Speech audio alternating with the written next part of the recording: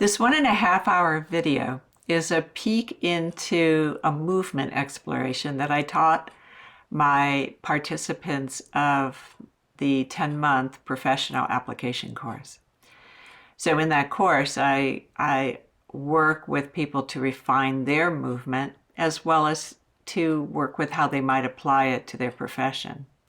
But this video is helpful for anyone interested in understanding the complexity of the psoas.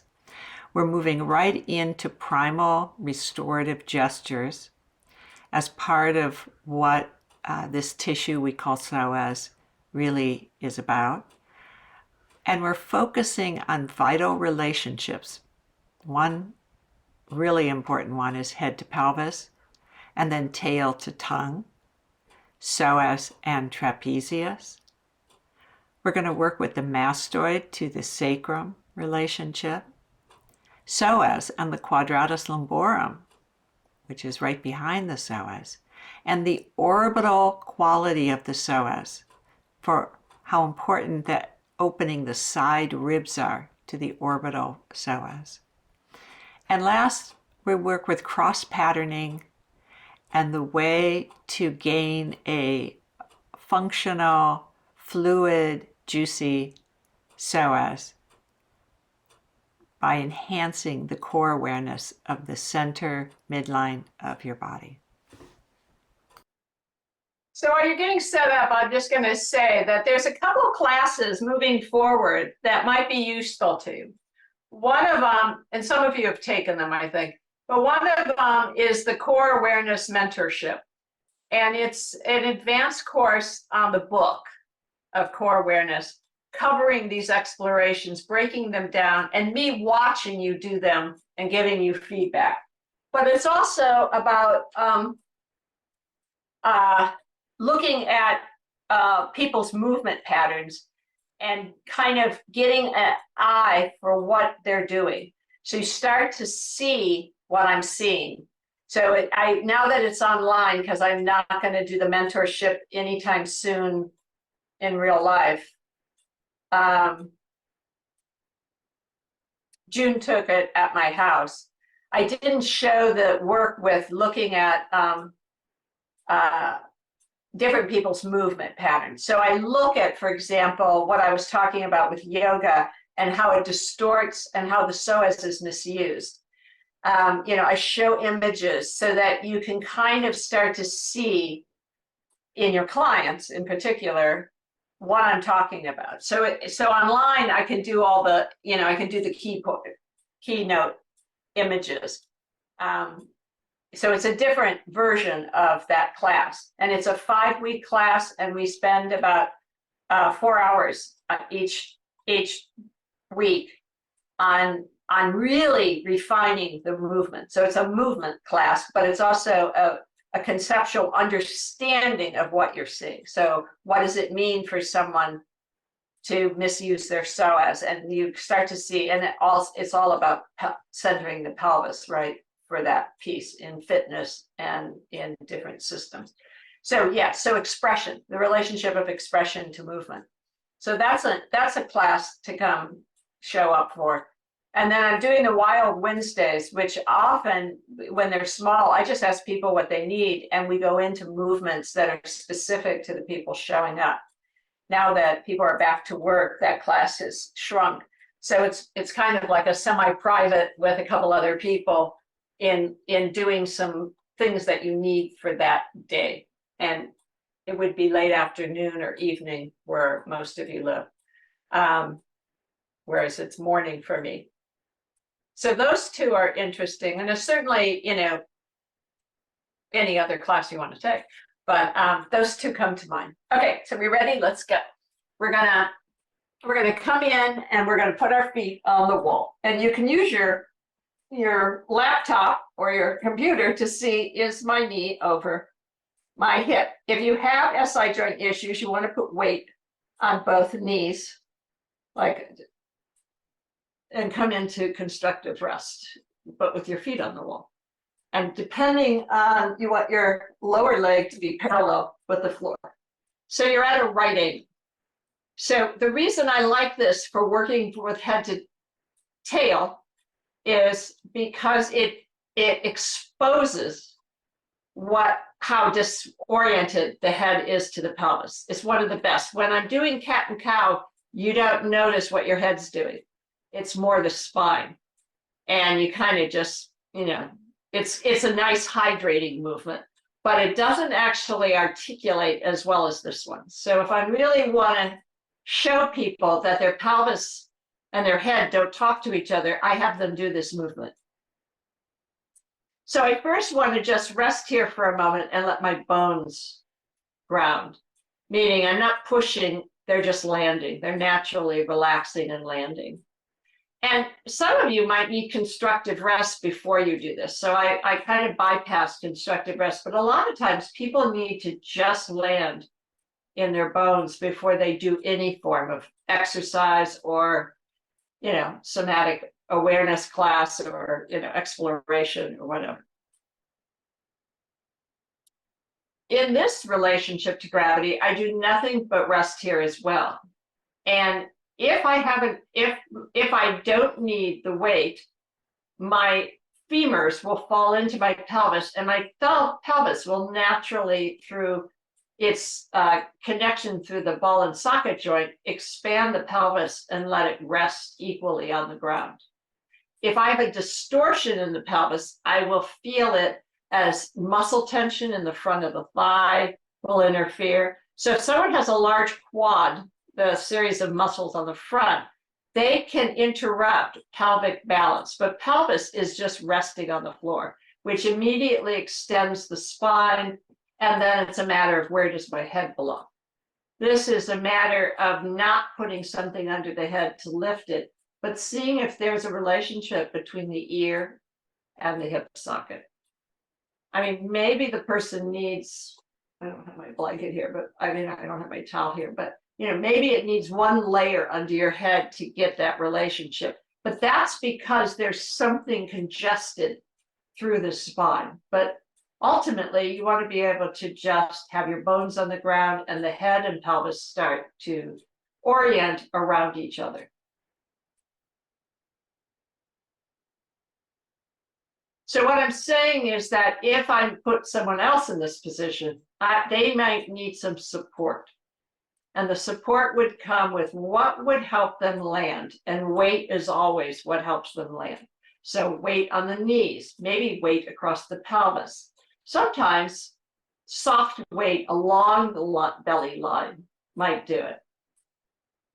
And then locating the head. So one of the ways to locate the head is when I'm in this position and I first get into it, I let my eyes soft but open and I see where my eyes are looking. If they're looking over my head, they're over there, I know I'm in a slight warding off and I need maybe one layer under my head. But if I'm just like when I soften my eyes and I'm seeing the ceiling, then that's a key that I'm in alignment, as good as it's going to get for Liz. Okay.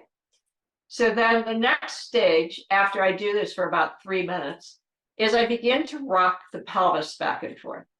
So I'm rocking the pelvis and I'm noticing what my head wants to do and what my eyes want to do.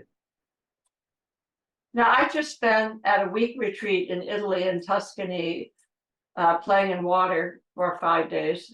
And so I'm actually, even though I rode a bunch of planes, and it seemed like it took forever to get back to California, I have a slight difference in timing as I yawn. Oh, my head and my pelvis actually know where each other is. That's a good, yeah, I'm happy. But say that when I rock my pelvis, nothing happens in my head. I don't feel the back of my head move. It's still, which a lot of people are. That's like rigid spine, okay? What if when my pelvis moves, my pelvis and eyes go with my pelvis? So they're going the same direction. That's an override of mechanistic movement, meaning I drive cars, I work on computers, my head does things my butt doesn't know about. There's no relationship. So we want to find the caterpillar where the pelvis and head naturally move towards each other and away from each other. That's what we ultimately want.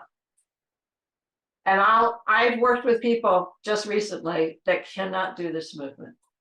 They cannot, their eyes try to do it. They try to bring their chin down when their pelvis moves. They're doing all these weird distortions with their head. So what do I do with them? Well, for myself, that doesn't happen, but you can place your hands on your thighs, keep the movement very small, and start with the head. And what you want to do is you want to roll your head along the weight of the back of it, meaning you have to locate the back of your skull, feel the movement, and start with just rolling from side to side, but with the back of the head, not the face. So once you find the back of your skull, you roll it a little bit. You're not turning your head, by the way. You're just rolling. So it's just an inch or two one way, inch or two the other. My breath changes immediately. I'm grounding the back skull. Then I come back to what I feel is neutral. And I roll a little up and down. But it's smaller. So I'm not really doing anything but like keeping my head weighted and tracking a little up and a little down. My eyes do move with that movement.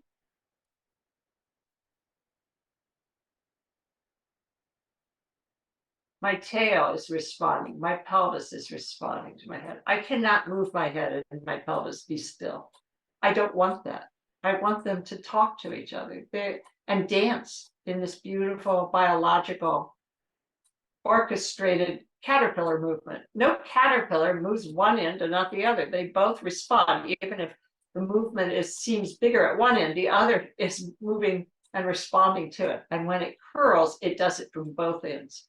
So right now we're playing caterpillar where we curl and both ends move. So then after weighing the head down, I might be able to find the weight of my pelvis and the weight of my head, rocking in both directions. Yeah. And then slow it down. And this is where my body goes into biomorphic movement. It's going into a full arc. And it's starting to rock into undulation, which is very much.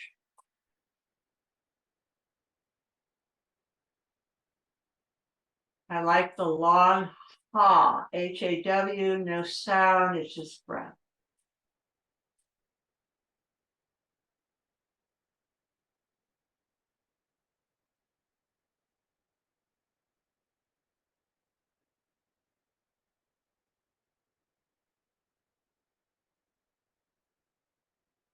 If you get any spasms, or then pause and put your arms around and just, or put your elbows down and rock your spine a little bit. So that helps to hydrate, take out the tension patterns, get the two ends to talk better. Elbows down are really interesting. You keep your hands up, but you put your elbows to the floor, and so you're kind of rocking between your elbows. So you're not all over the place, but you have a container for your caterpillar, but you get to go into lateral movements. So the lateral fish movements where tail and tongue start to undulate. Like think of a pile of worms. You become a pile of worms. And you could let it go into the feet. You could let the feet come off the wall and do some movements that were freer.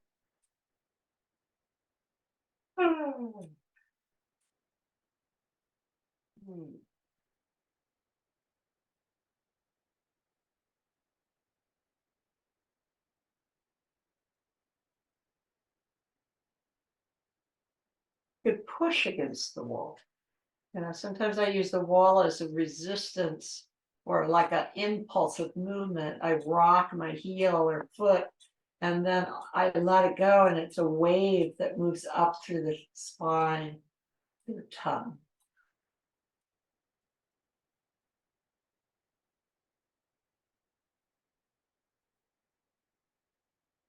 So even though I'm precise in the activation of the curl, the biomorphic expression of tail to tongue, I don't mechanize it by staying, I open it up to be expression gets more dynamic. So interesting. I wasn't yawning before. It's activated my breath. It's activated my central nervous system. So I like that. You know, it's like, so resistance is about pushing a little bit. And when I push, it's like my head starts to roll, the back of it on the floor. And I let that show up. And then I might, before I end, come back and just see if a little playfulness opened that territory up. So when you feel reaction, you know, like my QLs used to go into spasm when I would do stuff like this, and I would get into, you know, I can't do that movement because of my low back. But actually, what's needed then is play. Needed is tiny movements. And people hold their breath and stop moving. But actually, it's like, how do I let this really move through me? You know? So just check it out for a few minutes on your own.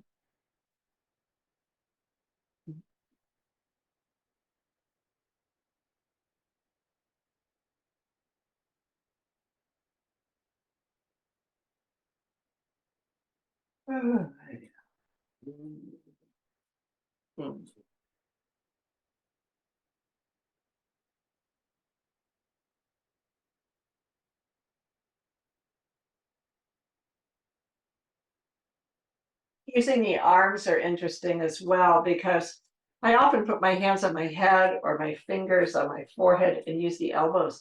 And this actually draws in the trapezius. So all of a sudden, because the trapezius goes to the shoulder and it goes to the head, the elbows could be part of kind of a kite idea of spreading this trapezius, but also like wings, kind of closing the elbows and playing with the movement. So you're not going towards the tension pattern.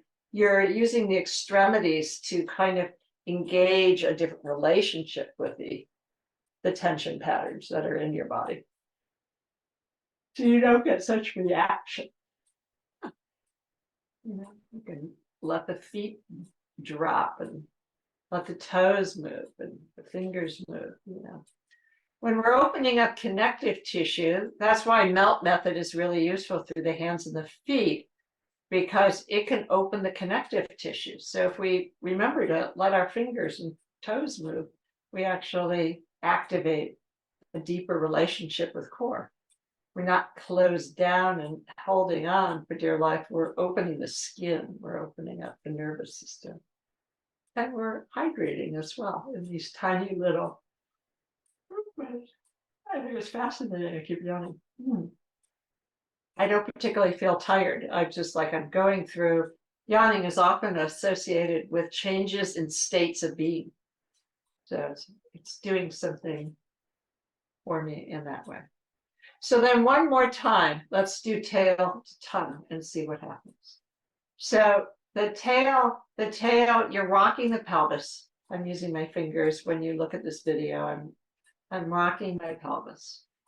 And I'm watching how my head responds. And I'm going to slow it down. And if it does go with the two, they're working in a mechanical way, slow it down and use your eyes to float over the head.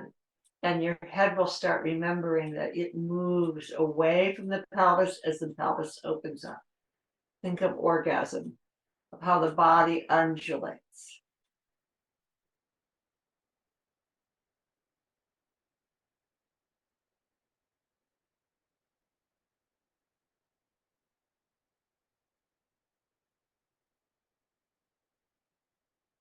And then just pause. Now there's one more exploration here that's fascinating. Some of you might be able to do it, but if you have neck head issues, you probably just want to watch this. But along with rocking it, you can also pick it up and watch how the head and eyes respond to the lift And when you bring it down, watch how it moves up through the spine and down through the tail. And then as the eyes actually bring it into the lift, you're playing with another layer of letting the response move through the entire spine. And then if we play right here, this is where we play with the perineum as a floating, the tail is a floating bone. So the tail doesn't tuck. You're not trying to pull the organs up in. You're actually lifting and letting them fall into their core, and the tail floats. And the eyes kind of look over. I'm not straining, but they kind of float over. And so I love this kind of feeling the uterus floating in its ligaments. I mean, obviously, there's other organs, bladder and a gut, prostate if it's a man instead of a uterus. But with women, letting the pelvis float gives the uterus its proper relationship with the cosmos. It's like a star in its constellation. And then I can play with swinging the perineum from tail to pubis. It's almost invisible, but just an image of it. And when I swing the perineum like a hammock, you should feel it in the roof of your mouth, in the palate of your mouth. The diaphragms start talking here.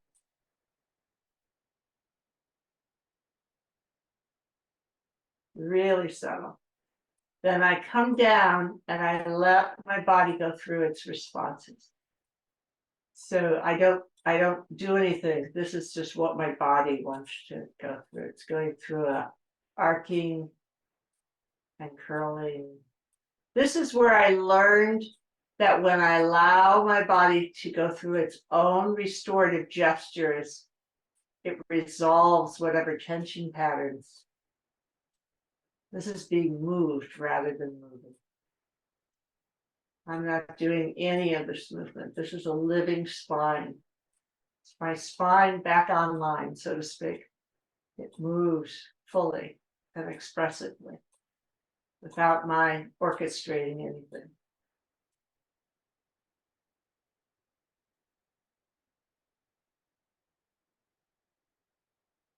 So then the trapezius, I can actually feel it starting to float when my body does this.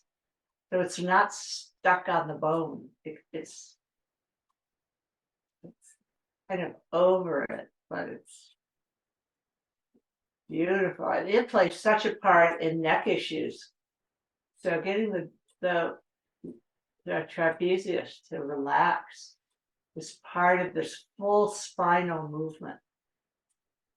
So here I'm working with the spine first. I was saying you could first work with the trapezius, which we'll go to next. So when you're done with that, you're going to want to roll to your side and just rest there for a moment.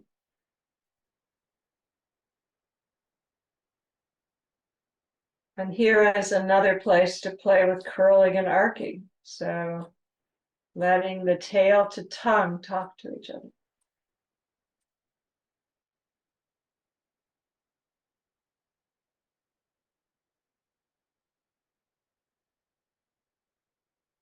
Like a wave, like the ocean tide. There's a full expression of tail to tongue. Feels so good. The pleasure of fluid moving through tissue.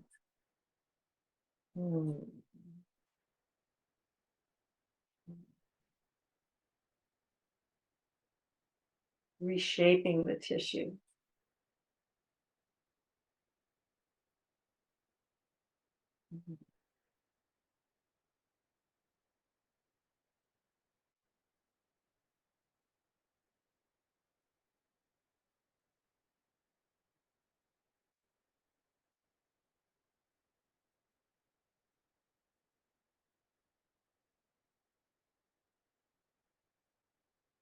Keeping the tongue off the palate is important for not locking the spine down. Holding your tongue is an expression of suppression. So you want to let the tongue move, and you can literally touch it. You can take hold of it and play with it. Ooh.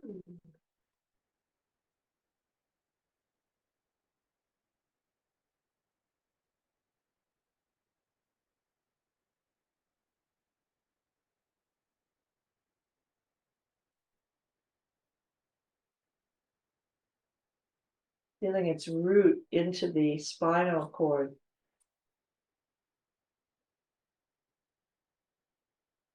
Put your hand on your sacrum so you can feel your tail. I usually use my middle finger as kind of resting on the tail, on the tip of the coccyx, and feeling its pulse up through the tongue.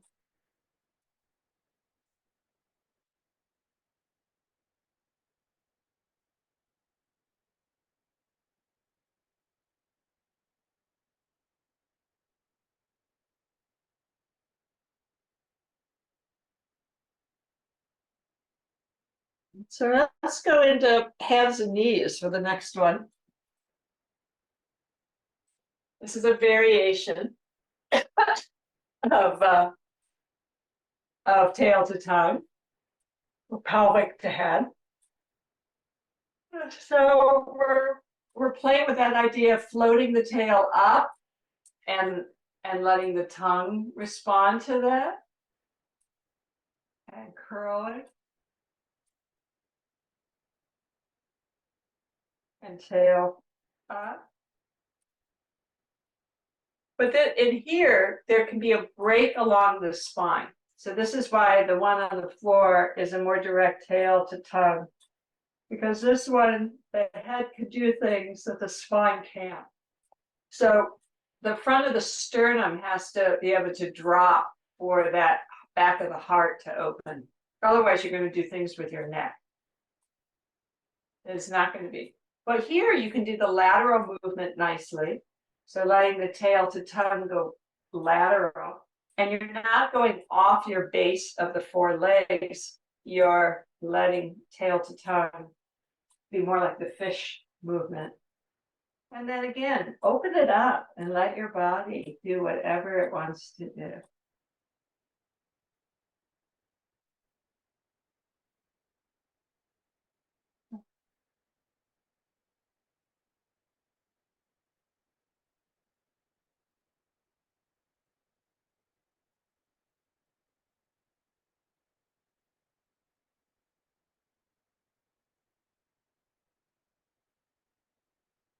When you're coming out of this, you can place one arm down and combine it with the trapezius, letting the body move through the armpit area, and playing with that surface tissue.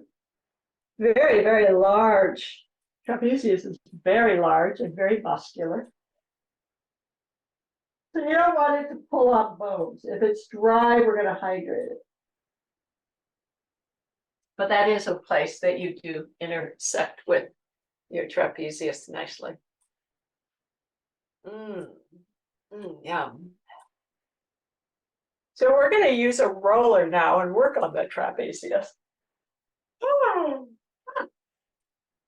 Or a yoga mat. So I have my melt roller, and I'm going to place it to roll your roller, your yoga mat no bigger than the size of your neck, because you want to be able to go up into the neck. And the melt roller is narrower than a regular roller, so do not use a regular roller. They're too big, they're too wide. Use a yoga mat if you have one. If you really don't have one, then grab yourself a towel, like a large bath towel, and roll it really tight. And I'll give you a few minutes to get that set up. And I'm placing it right about where my bra strap would be if I had a bra on. And I'm just going to rock here a little bit. The lower half of me is more in constructive rest. And I'm just hydrating my 12th thoracic vertebrae. with little soft rocks. Now, no pressing. I'm not pushing, not trying to break down tissue. I'm opening tissue. And I'm going to go into that tail to tongue relationship here as the body moves towards itself and opens. But I'm not going very far. I'm not going into a stretch. I'm going into a little hydrating movement. So hydration movements are small, they're slow, and they're light. And most of all, they're less is more, meaning I don't stay fixated on an area, I start to move past it. So I rock from side to side, I rock up and down, tail to tongue going away from each other, so my pelvis is responding to this movement. Little lateral fish motion. Pause is always helpful, just floating there for a moment. And then moving down. So I'm actually hydrating the back of the heart. But I'm also, if I lightly do it, I'm also massaging the trapezius. I'm encouraging it to lighten up. So you can't press, because if you're pressing it out, then you're smashing it. You don't want to be smashing it. You want it to get lighter by opening the tissue.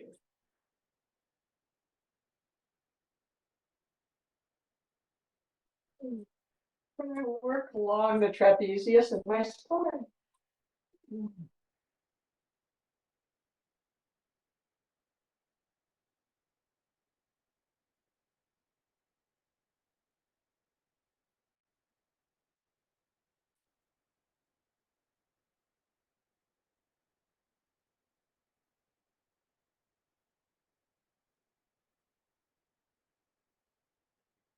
When I get up to the upper cervicals, I don't go any further. I don't go into the neck.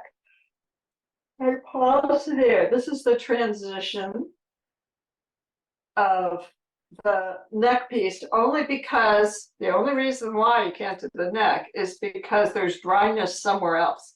So if I go beyond it, a lot of people will feel too much tension on their neck. But take your roller and slide it beyond the neck to right at the edge of the skull or your yoga mat.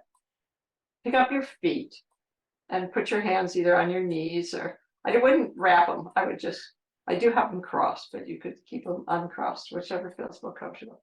And rock across the skull, the back of the skull, the cranium, the edge, right at the cranium, to the mastoid on one side and across to the mastoid on the other side. I really feel the edge of the skull. You could put your feet down as well. It gives you a little more control. And just really find that edge of your mastoid. You're not in the mastoid, you're kind of on the edge of it right here. And then you cross and go the other way. So whatever you want to do with your feet up or down.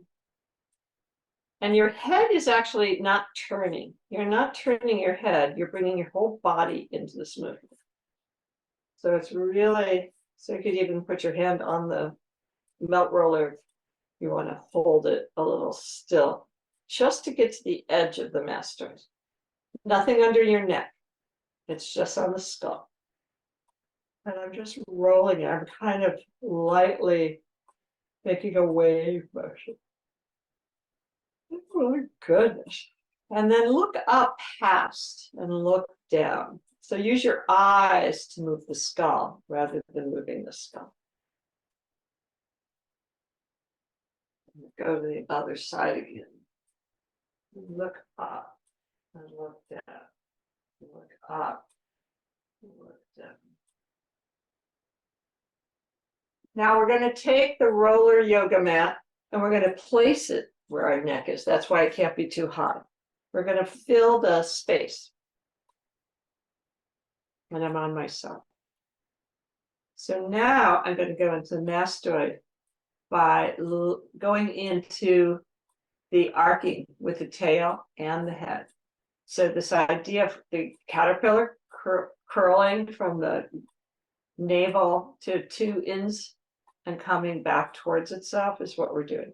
It's a whole, it's not the head, it's the whole body. Oh, closing and open.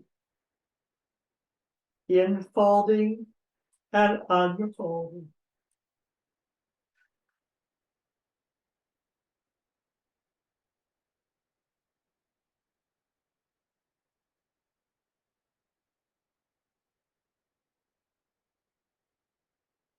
Slow it down.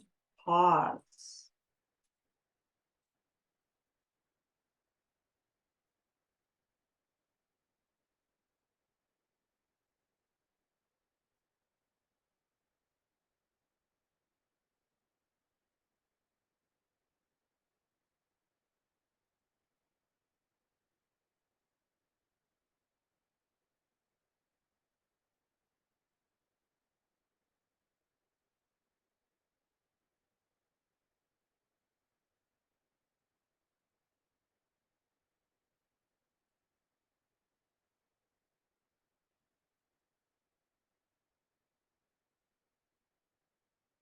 You do something with your head, give yourself time for your whole body to respond to it. So your head is flailing. The movement of the weight of the skull on the roller and the filling of the space gives you this contact with the mastoid that is extraordinary. It does feel comforting to me. I open my mouth and drop my jaw. I let my eyes float. And I use touch as the pleasure marker of what I'm exploring. The pause allows a spontaneous movement, a movement that you can't orchestrate, a movement that's restorative, that brings you back into relationship with yourself. I don't know what that's. I'm going into the unknown when I pause. I'm going into a surrender of the biointelligence that knows how to restore wave motion in life itself.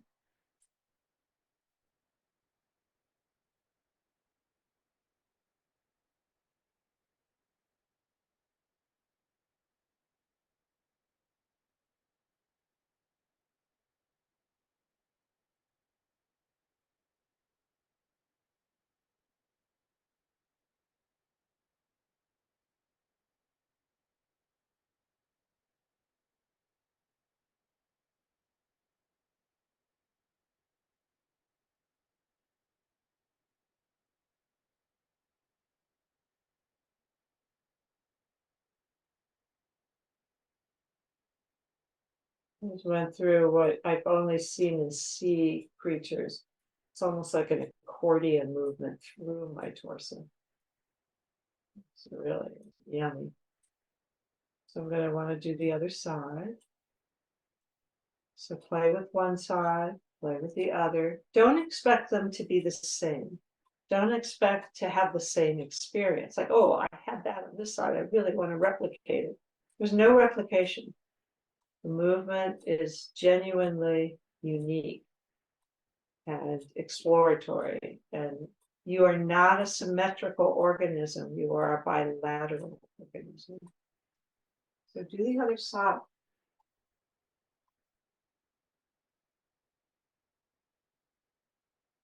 And I begin with just a soft rock, little wave motion along the edge of my master. And then I pause and my body goes into that curling and arcing movement, which then goes up and down on the master.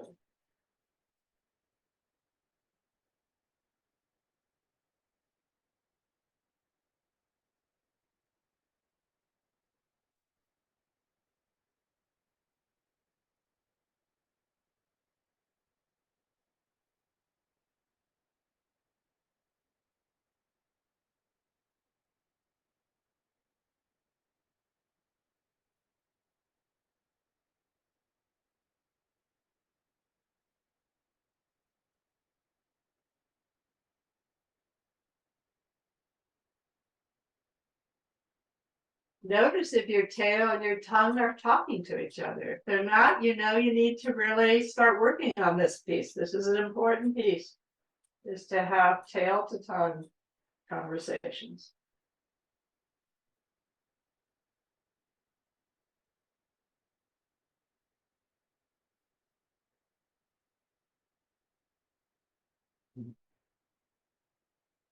And once you're done, take the roller out and come into constructive rest for a minute or two. Oh, notice whatever happens. Ah.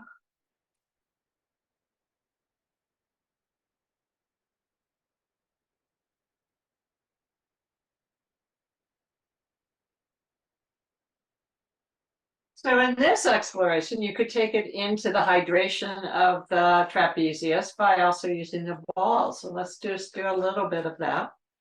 This is a kind of contrast.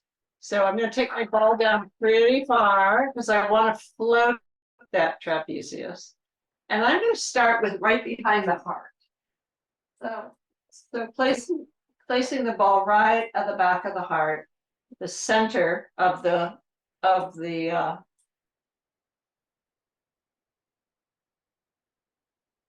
kite of the trapezius. And with my hands close to my body, I'm going to start there. So I could wrap my hands around my shoulders, but I'm kind of just bringing them into the center or crossing my hands at my heart or under the clavicles. Right there, right on top of them. Somewhere close by. And just begin a rock, a falling into the ball and a soft rock. So no weight in the sense of pressure, but letting my trapezius float on the ball.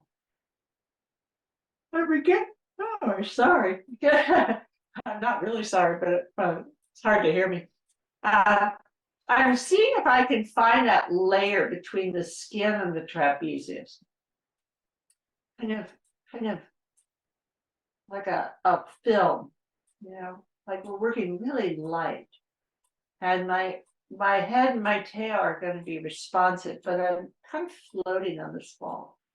So think light, think really skin, close, and right underneath that, can you let that tissue fly a little bit? And then you can spread your hands more like wings. I still have my hands on my body, they're around my upper ribs.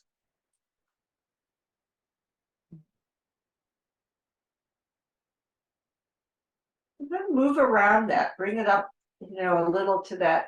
I mean, it's a triangular tissue, so you're kind of playing in the center of the triangle. You know, and using your hands to create different shapes for the trapezius to respond to. So the trapezius goes to the shoulder girdle, so moving your elbows.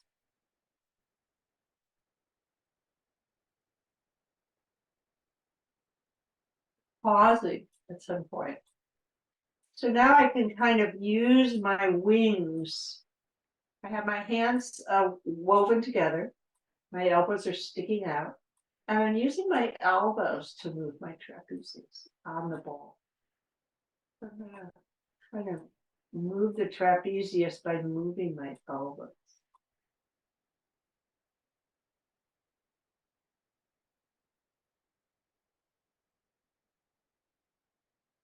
You notice I haven't gone to T12. I didn't go down to that point of angst. I'm going up from the heart. I'm doing that on purpose. I move away from the tension patterns. I don't go to the tension patterns. I go to the other end of them. That's hydration. You don't go to where it's dense. You go to wherever it kind of can unravel, and you let it unravel, and that unravels the density.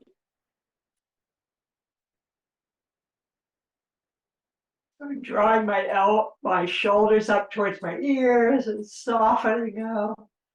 Doing little tiny gestures that just make this tissue have to be more malleable. Putting your palms down and, you know, moving from your hands like they're little suction cups on the floor.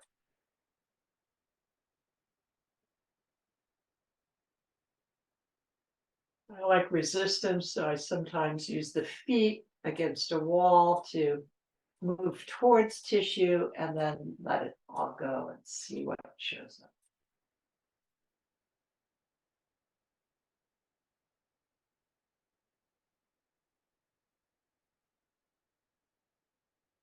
And then here you could take the ball and put it in the neck. So here I really am using the ball towards the spine as one, kind of tucking it so it's under the skull, just to feel that tissue. But you can also place your hands there and just move the tissue gently, opening it, closing it, bringing it up towards the skull, away from the skull. So you could use a tool, like a ball, or you could use your hands and gently kind of milk it, milk the tissue. So if you have a hard neck, a rigid neck, you're going to want to soften the trapezius. It's been holding you together, but now you have to kind of draw it away, draw it towards, kind of milk it. The idea of milking something is moving towards the tension pattern and then withdrawing. So you don't push against it, you come towards it and then you let it. You come towards it and you let it. Oh, yeah. And not last but not least, for C12 area of your diaphragm, where your diaphragm is. And here we're going to kind of milk this, also rocking it a little bit. You put your hands on your ribs and kind of contain them. Pull your ribs a little together as you rock the back body, and then withdraw them and gather them together and rock the back body. You could go into the arcing and the hissing,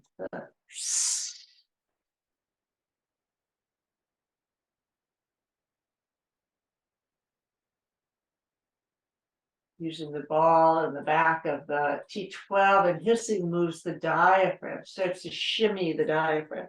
So it gets its more aquatic nature back. It starts to undulate and move. So it takes pressure off that vertebrae. It stops breaking us in half and lets us be whole beings. I like the ball. The balls are so great. They're so playful. So many variations with the ball.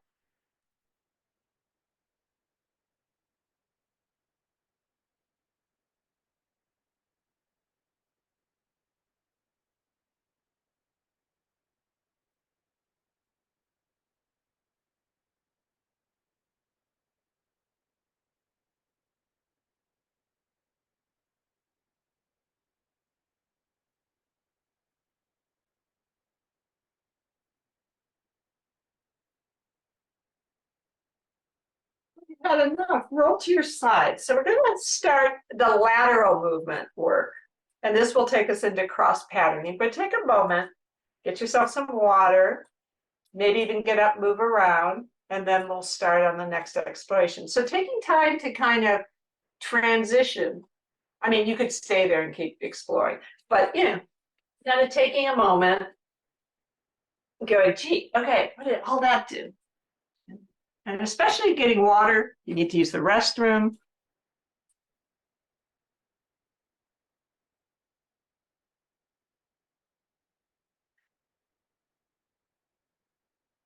Mm-hmm.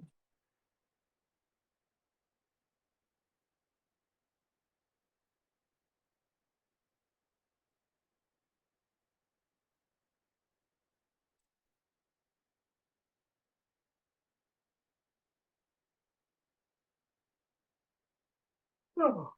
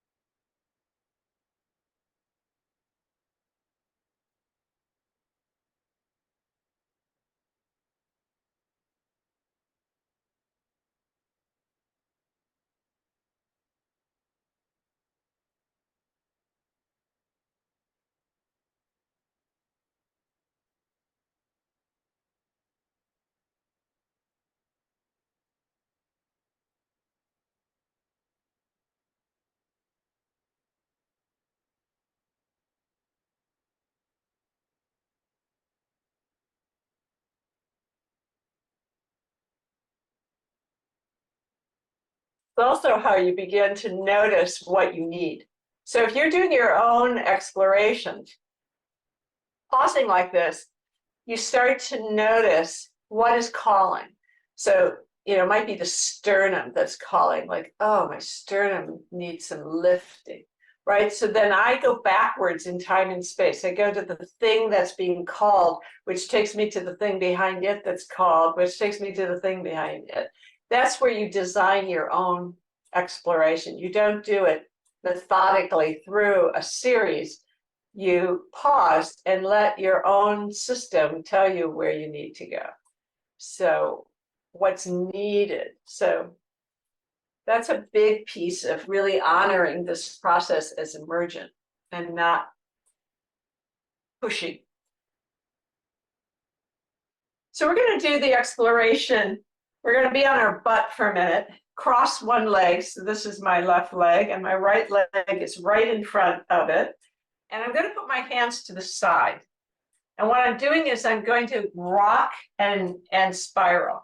And that's going to take my QLs behind my psoas, behind my psoas, into a little squeeze and release, a little hydration. So this allows my spine to be able to do more fish and spiral motions that we're going into now. Make sure your shoulders are comfortable where they are, your body weight's over your hands, your elbows are loose. And you just should be feeling this between your back ribs and the top of your pelvis. But what's not moving is your pelvis because your feet are keeping it in a locked position. So you're taking the tissue that grows out of the pelvis to the back ribs called the Quadratus Lumborum, and you're bringing it into a little sponging, little hydration motion. And then cross into the other side. Right leg in, left leg right in front of the ankle, but on one butt only, and both hands to the side. And then I'm doing a little rocking motion. Elbows are soft. My whole body falls into it.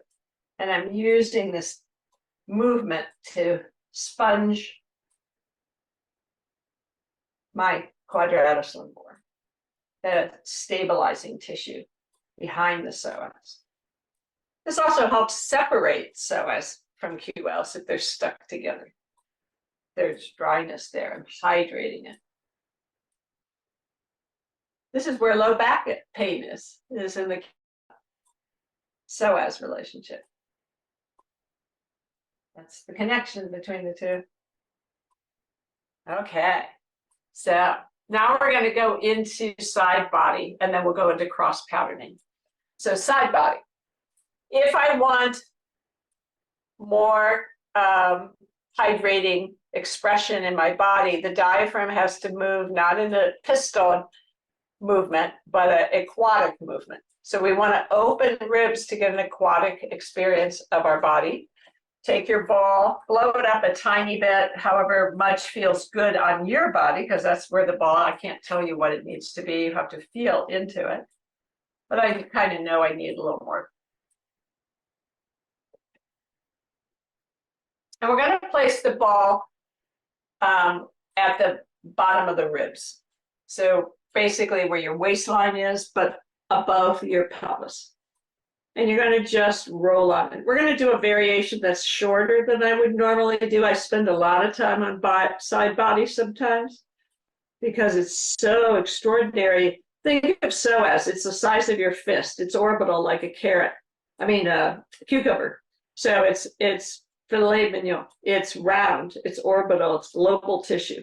So if I don't have side body, I have a flat psoas, I have a stringy psoas, I have a wire psoas, but I want the diaphragm and psoas to be lush. So I'm doing a little wave motion here on the ball. And I'm just rocking. And I could have my arm resting on my body. And I'm doing a little rocking. You could put your hand on your ribs and let your elbow play a part in this rocking. And what I do is I work the arm up into different relationships because the elbow affects the other side. So asymmetrical kind of movement. And then the hand could be up on the head. It could be on the shoulder. It could be tucked under the armpit. There's so many variations to this, but it feels great to just roll on side body and feel those ribs opening, falling back, falling forward, feeling more like a worm, you know, of just wiggling, undulating, expanding. Yeah. And then taking the ball and moving it up to the mid ribs, and doing the same thing. Resting. You want to feel both beginning of front rib and all the way around. So you want to be able to rock comfortably on your ball and undulate on it and get side body to float. The space between the ribs begins to open and hydrate. The diaphragm can move in a more aquatic way. And the breath can be more aquatic. So you might notice all of a sudden side body expands when you breathe. It's not an up and down breath. It's a full expressive breath. So use your hands in different ways, explore it, see where they want to go, see what happens when you tuck it under your armpit and your elbow becomes like a chicken wing, you know, like each of them does something different. And you know, they're always changing, but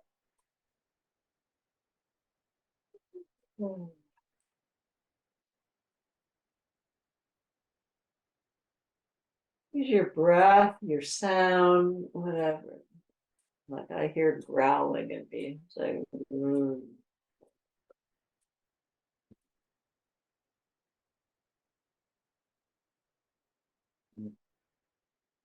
So whatever shows up, I just play with. I uninhibit my animal body.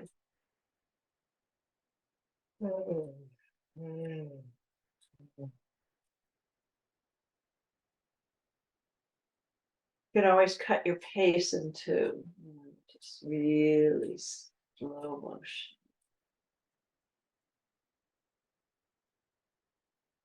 I remembered the quote of Bio's indigenous tribe. When it floated in and it floated out.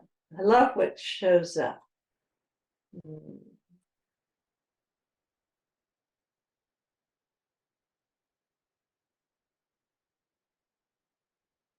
It's when urgent, when there's urgency, slow down.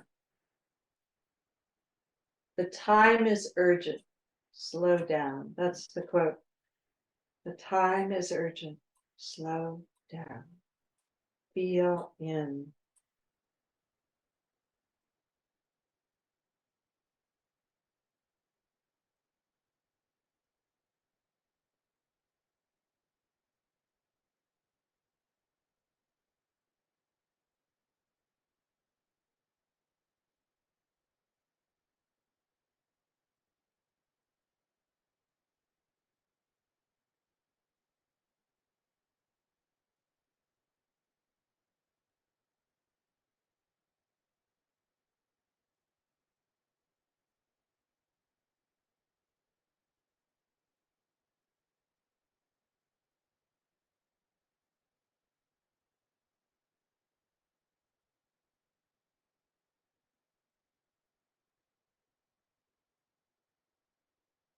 And then bring it all the way up under your arm.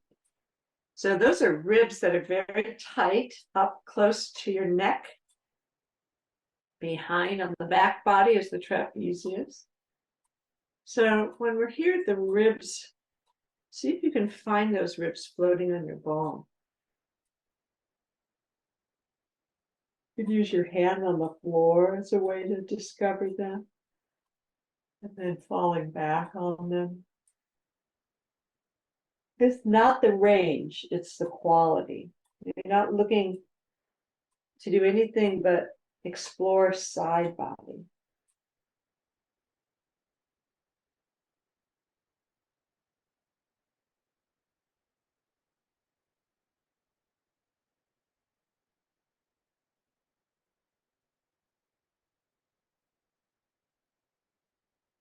Of course, your lymph nodes are here. So you're cleansing of blood, you're opening of mitochondria. And you can go cellular as well as tissue.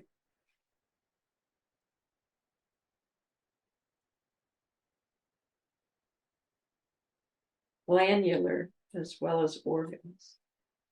There's a lot of visceral lungs, bronchioles.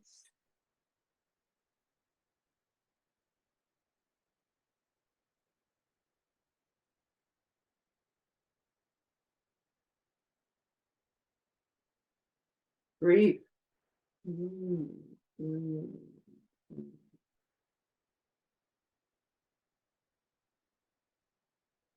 So we can focus in on muscle, we can focus in on organs, we can focus in on tissue that is between the ribs.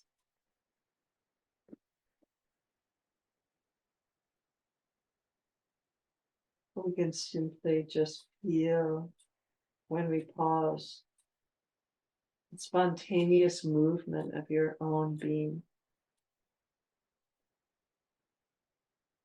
We come into relationship with ourselves.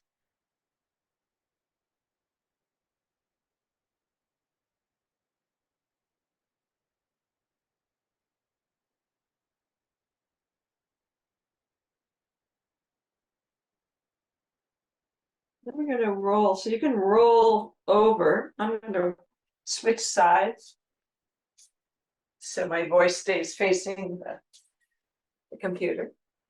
But we're going to begin on the other side.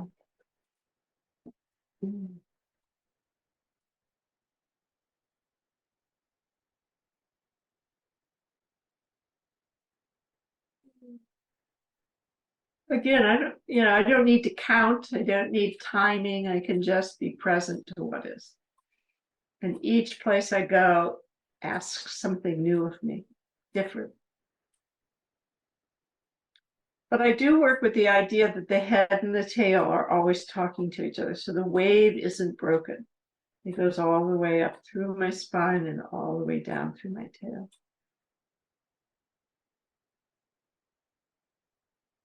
But how many times, or I don't have to count.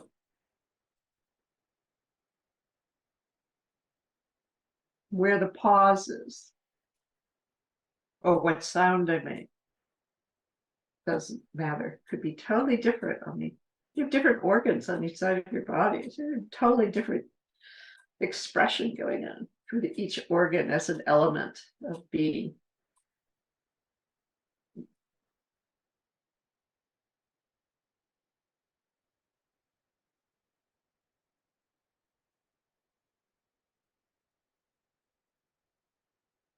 And then I'm going to move up a little bit to the mid ribs. But you might need to stay at a particular. One thing I don't do is I don't belabor an area of my body. If you find particularly an area that is tense or sore, don't give it any more attention than the rest, because that tissue will be flooded as other tissue moves. It will be nourished through the floodplains of your own being. You don't have to go there and deconstruct.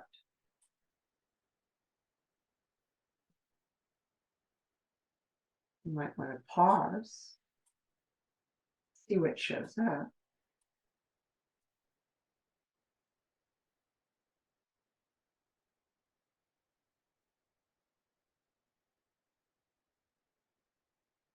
Might want to listen, but not impose.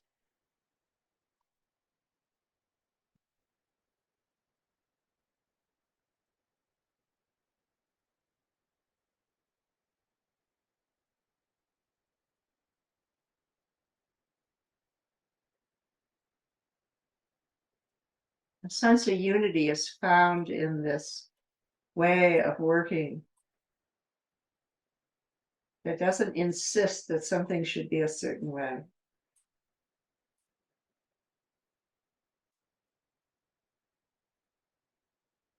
That there's a right way to do this movement. So there's no corrective behavior. But it's good to notice your impulse, your conditioning.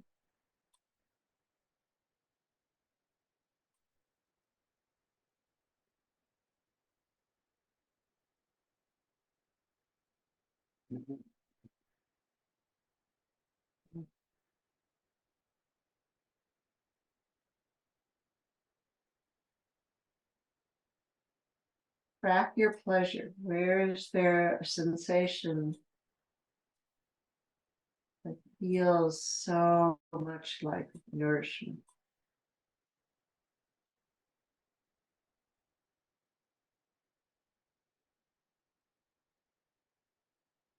It's somewhere in the pause.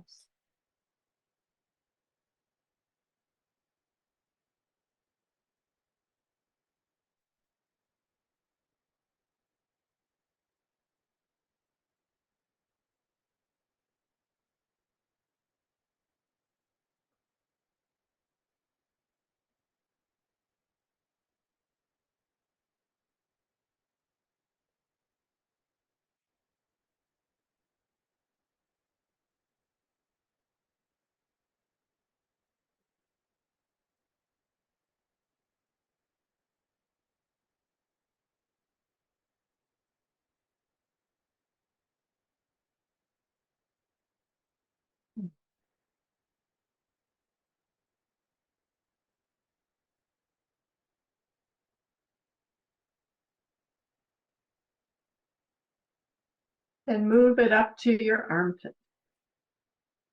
You haven't already. And this is also part of the emergence of your work, is to really trust your rhythm. To feel when the time is to move, your body will just move. And you just go with it. You don't say, no, you got to stay here and do 5 more of these. Like, no, it's not on that rigid way of working out. You're not trying to impose. You're listening deeply.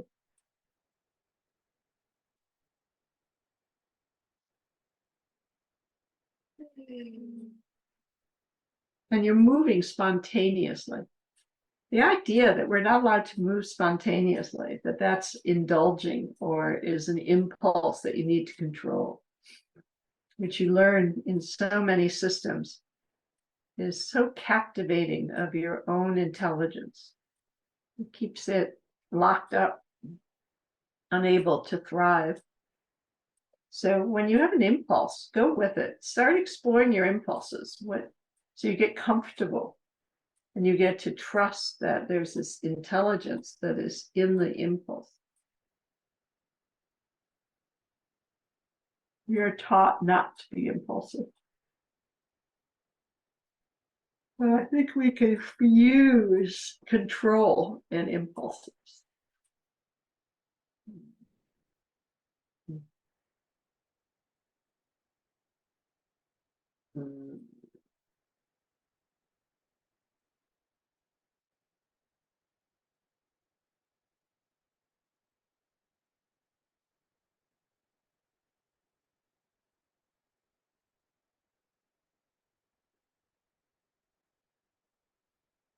I like the pause also because the moment I start thinking about doing something, like, ooh, there's something, I catch myself in these impulses to override.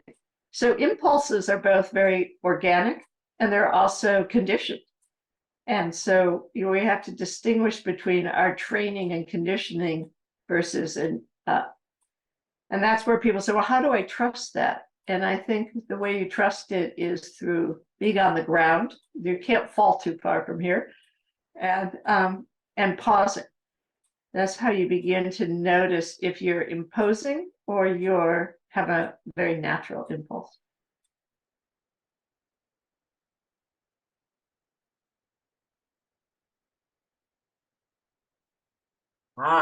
And then come on out of that, and we're going to go into the cross patterning piece. Take a moment and notice how wide your body feels, or how deep it feels, how spacious it might feel. And if you have any kind of reactions, then this is where you go, oh, I shouldn't have stayed so long. I kind of forced myself to stay there, or I collapsed and I didn't notice that I went into kind of a zone of whatever. One of the things that people always ask me when I'm doing primal movement is, am I sleeping? Do I, like, I'm not. I'm present. I'm present. I could interfere. I could interrupt, but I'm just simply being present to my own life. That's a big difference than trying to choreograph your life. So I feel the back ribs. I feel more float in the ribs. I feel a spaciousness in the lungs. I'm very aware that I have lungs in the back of my body. I'm going to take my fingers on my sternum and I'm going to spread them between the ribs, and I'm going to do a little bit of lifting and then drop. Lifting of my sternum and then drop. And just see what that does. I'm going to hold it up for a minute. And I'm going to rock my back of my spine, those erector spinae, a little to the right, a little to the left. This is what I do with the ball. But here I'm doing it from my fingers. I'm holding onto my sternum, I'm lifting it up, and then behind that is the spine. And I'm imagining that if I was sponging it, I could spiral my spine a little to the right and a little to the left. Notice my head doesn't go anywhere. It's my spine I'm playing with. And then I let it go. Oh, that feels good. I'm going to put my hands behind my back and play with the same idea of moving. Now maybe I have a trapezius that can move as well. Bones float in connective tissue. So when we've opened the connective tissue, you can play with the bones and see if you can get the bone to wake up or move in a way that it typically doesn't, articulate better, spiral better. All your vertebrae should rotate. That's what I was just doing when I say sponging. They articulate, they lateral. So there's a lateral movement to them. That's not the head that's doing it, it's the spine that's doing it. And they flex and extend. You want this ones, especially behind the heart, to do that. That's where we get the activation of the fish, the flip of the body that I work with in my basic workshop now that's online. I didn't do it a lot in the live ones, but online I started to really do that. All right, so let's go into this piece of cross patterning. So the cross pattern piece, after I remember it, you're on your side and you put your foot down on the floor because you're opening and closing. So your feet could be together to open and close, or one foot could be open and close like that. So we have to open and close your foot, and we have to open and close your arm on one side. So we're working one side and then we're working the other. Okay. So we're here and we're going to just open and close. Open and close. And let your head start to respond to your hand. So your eyes follow the opening and the closing. We're going to work with the sound of O and the sound of me. So if I do an O sending it down through my body, it would be O.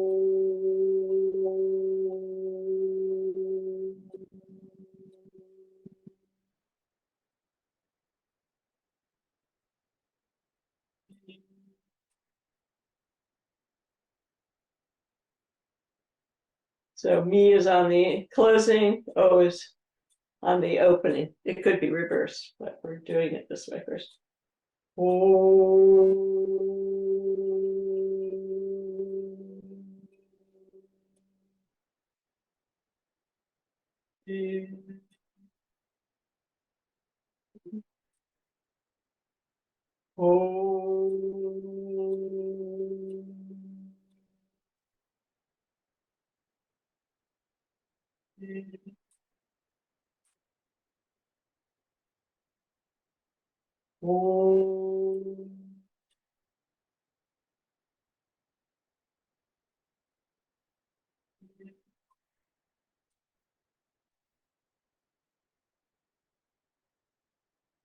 Let's do it one more time. And on this time, when we go into me, the legs stay open.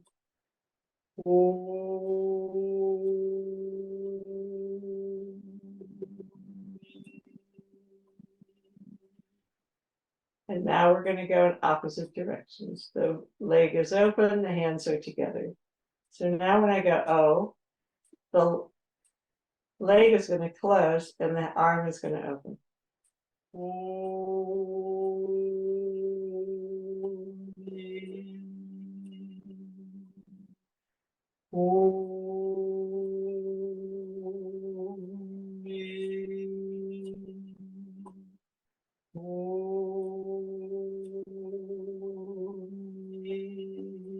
So if you want, your arm can cross your body.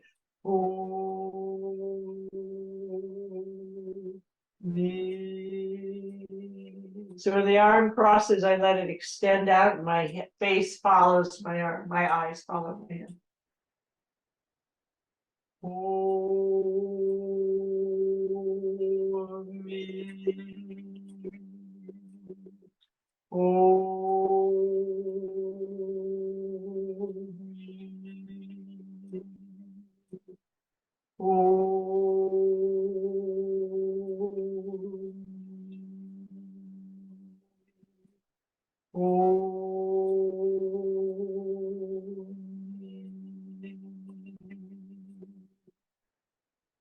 And at some point you stop. And you're going to switch sides. So you're going to turn to the other way. And you start again. So hand and body just open. Start simple. Oh, me. Oh, me. Oh, me. Oh, me. Oh, me. On the next turn, leave your leg open. Oh, me. Oh, me. Oh, me.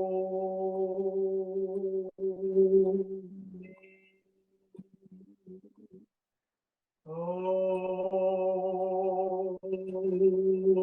me. Oh, me. Run your hand across your body. Oh, me. Oh, me. Oh,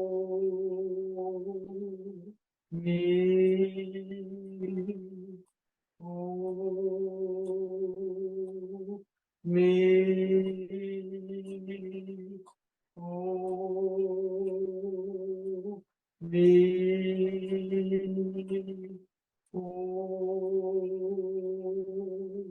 me. Ooh,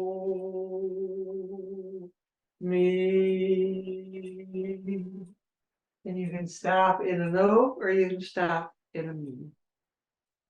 And just come back to constructive rest for a few minutes.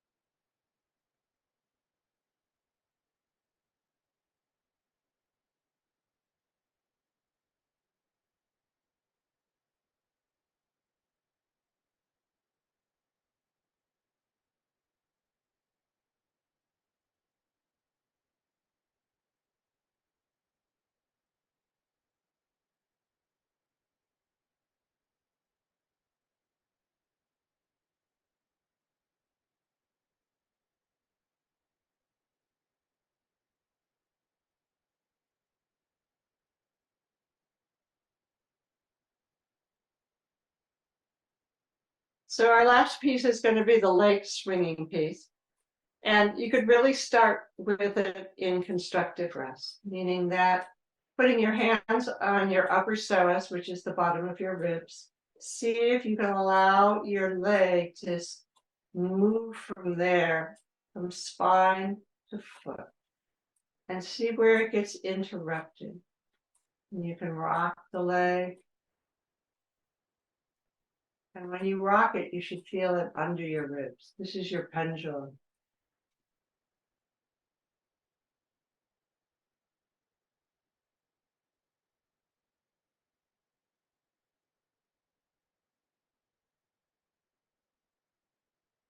It's very quiet. Hear this. Then you know you need to do more hydrating of the upper psoas, more letting it be juicy and responsive, like an extremity of the octopus. You're coming from the center out to fingers and toes. The arm coming over is also the same thing. It's the ability to not engage the psoas, to allow the psoas to be juicy and not have anything to do with arm movement. So whatever movement I'm doing or cross patterning, it doesn't entail any distortion of the torso. So cross patterning can happen right here, of keeping the knee in the hip and crossing the arm. But it can also be that leg coming to the hand, crossing. See, when we do that, you can feel how the pelvis could distort if there's not enough articulation of what we just did, where the leg and the arm can go into cross patterned. So we see there's a spiral in the very center of our being that unravels us and makes movement more. It's not mechanical. It's not right, left. So come on up, and we're going to go into this last standing piece. So get yourself some water, get yourself set up, and we'll use the block against the wall. I'll demonstrate that and play with that a little bit. And then when I play with it, we'll do a foot piece, and then I'll come online if anybody wants to work with this wall piece. It's nice to have observers, and you can kind of recognize, do I have a pendulum as a psoas, or is my psoas tied up inside where it doesn't have freedom to move through? When the psoas is a pendulum, it's juicy. It hydrates or massages all the organs of the body through walking. Walking becomes the ultimate inner massage. So think of what we lose when we don't have the swing of the freedom of the articulated psoas. It's something else. So let's do that. So take a few minutes. You see little bodies, little tips of people, because I'm I've got the spotlight on, so. So I'm going to take my block.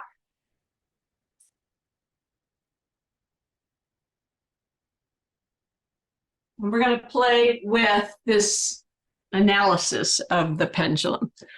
So I can't find my pendulum, but I've made one. So this is literally what a pendulum does. It swings.